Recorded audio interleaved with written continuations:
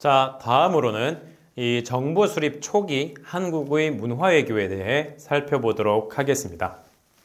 한국은 1945년 광복 이후 새로운 정부를 수립하기까지 약 3년이라는 시간 동안 정치적으로 매우 혼란한 시기를 겪게 됩니다. 이 새로운 정부를 수립하는 데 있어 정치적으로 매우 다양한 이념이 존재했기 때문인데요. 결국 남과 북이 분단된 채로 1948년 8월 15일 한반도의 남쪽에 단독으로 대한민국 정부가 수립되면서 한국은 현대 국가의 모습을 갖추게 됩니다. 그럼 1948년 대한민국 정부 수립 이후 1960년대까지 한국의 문화외교는 어떤 양상을 보였을까요? 자, 우선 정부 수립 초기 한국의 문화외교는 주로 문화 선전이나 해외 홍보에 중점을 두고 추진되었다고 할 수 있습니다. 다시 말하면 1945년 일본으로부터 해방된 이후 대한민국 정부가 수립되고 한국 사회의 혼란했던 정치적, 사회적 상황을 극복하고 역사적 정통성을 확보하기 위해 대외 홍보에 치중했던 시기라고 할 수 있습니다. 당시 한국 정부의 입장에서 무엇보다 중요했던 것은 이 해방과 건국이라는 매우 혼란한 국내적 상황 속에서 한국 민족이 오랜 역사를 통해 존재해 왔으며 또 독립국을 이루어야 할 자격이 충분하다는 사실을 국제사회에 각인시키는 일이 가장 중요한 당면 과제였습니다. 그리고 해방 이후 서로 다른 이념 갈등으로 인한 정치적인 혼란 상황 속에서 국토가 남과 북으로 나뉘어지게 되었고 남북한에 수립된 두 개의 정권이 서로 정통성을 주장하게 되자 한국은 역사적 정통성을 인정받고 국제사회의 구성원으로서 최소한의 자격 요건을 확보하는 데 총력을 기울였던 것입니다. 이처럼 정부 수립 이후 1950년대를 보내면서 한국 정부는 국가 재건이라는 시급한 과제에 직면하게 되었습니다. 그리고 이를 풀어가기 위한 방향에 외교력을 집중하는 한편 한민족의 문화를 대외적으로 소개하고 한국의 대외적 이미지를 부각하며 개선하는 데 역점을 두고 문화외교를 전개하였다고 할 수 있습니다. 자, 이 같은 업무를 담당하기 위해 우선 한국 정부는 1948년 7월 17일 제정한 정부조직법에 따라 대외 업무를 담당하는 외무부의 산하 조직으로서 정보국 문화과를 설치하게 됩니다. 그리고 외무부 문화과의 대외 선전 활동을 통해 이 정부 수립 초기 한국이라는 나라와 정부의 정통성을 대외적으로 알리고자 하였던 것이죠. 이러한 목적에 따라 이 기간 한국 정부가 발간한 한국 문화와 관련한 자료로는 코리아 투데이, 코리안 아트, 그리고 코리안 서베이 등이 있으며 이 외에도 정부에서는 영문으로 발간하는 일간지 코리아 타임스를 대량으로 구입하여 해외 공관을 통해 각 나라의 주요 기관과 인사들에게 정기적으로 배포하는 활동을 하였습니다. 이를 통해 한국의 사정을 대외에 알리고 한국 정부의 정통성을 알리고자 한 것이지요. 또한 국제보도연맹이라는 단체가 발간했던 영문 월간 화보인 픽토리얼 코리아를 정부 차원에서 구입하고 또 이것을 배부함으로써 한국의 모습을 세계에 전달하는 노력도 함께 하였습니다. 이 사진이 바로 당시 정부가 구입하고 배부한 1950년 1월 발행했던 국제보도연맹의 픽토리얼 코리아인데요. 내용을 보시면 국제보도연맹의 서문과 함께 애국가 및 한국의 문화재와 그림 등이 사진과 영문 원고로 실려 있고 겉표지에는 대한제국 시기 이 천자가 하늘에 제사를 올리던 제단인 환구단의 사진이 있는 것을 볼 수 있습니다. 정부는 또한 1955년도부터 14번에 걸쳐서 해외에서 열린 각종 문화 전시에도 적극적으로 참여함으로써 한국을 알리고자 하였습니다. 예를 들면 미국 워싱턴에 소재한 스미스소니언 박물관에 한국의 전통 혼례복을 기증하여 진열하도록 함으로써 한국의 전통 문화를 알리고자 하였습니다.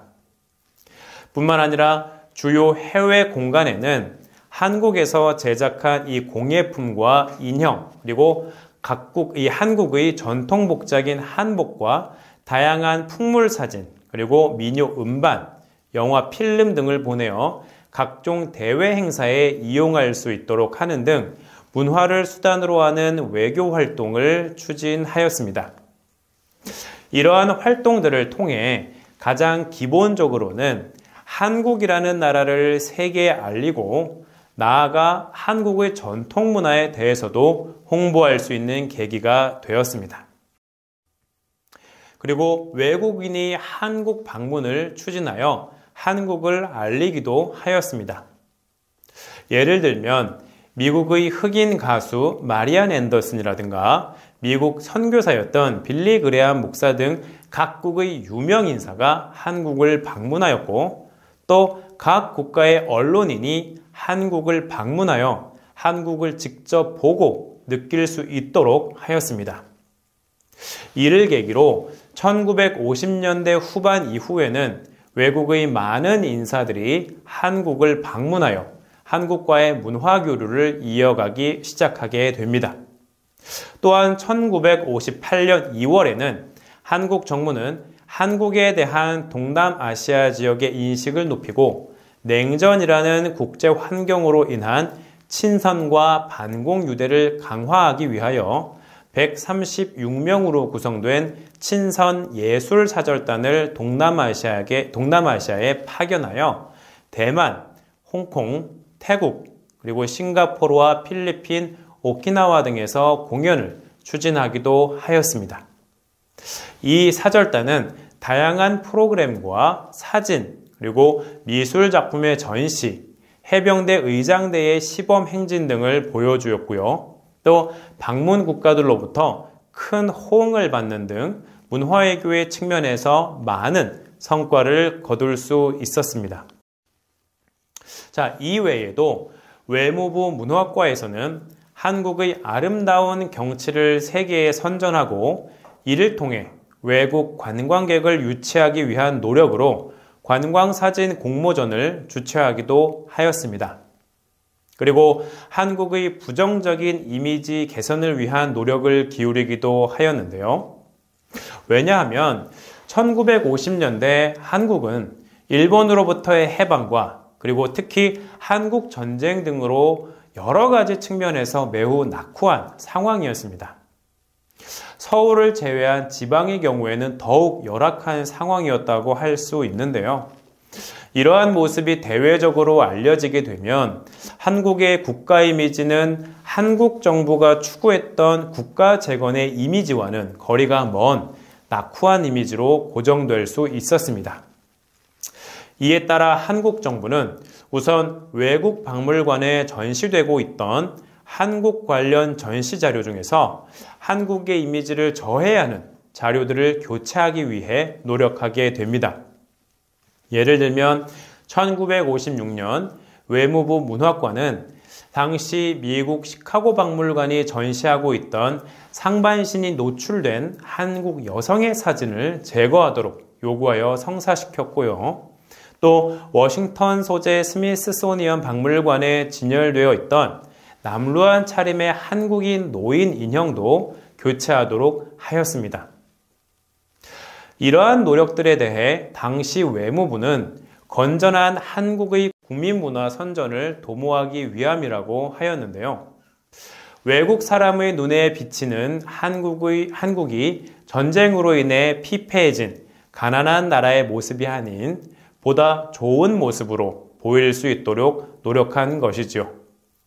이 문화외교의 중요한 목적 중 하나가 국가 이미지의 재고라는 것을 고려하면 당시 한국 정부는 한국 전쟁 이후 피폐해진 나라의 이미지를 회복하고자 적극적으로 노력했던 것을 알 수 있습니다. 자, 끝으로 체육을 통한 교류도 적극적으로 추진하였는데요. 1948년 12월 4명의 선수를 동계올림픽에 파견한 이래 1956년 말까지 각종 국제경기대회에 22번에 걸쳐 선수단을 파견합니다. 자, 여러분들께서 보시는 이 사진은 1948년 스위스에서 열린 제5회 생모리츠 동계올림픽에 참가했던 4명의 선수단 사진과 선수단이 입장하고 있는 사진입니다. 비록 소규모 선수단이었지만 막 정부를 수립한 한국이라는 나라를 세계에 알릴 수 있는 중요한 계기가 되었습니다.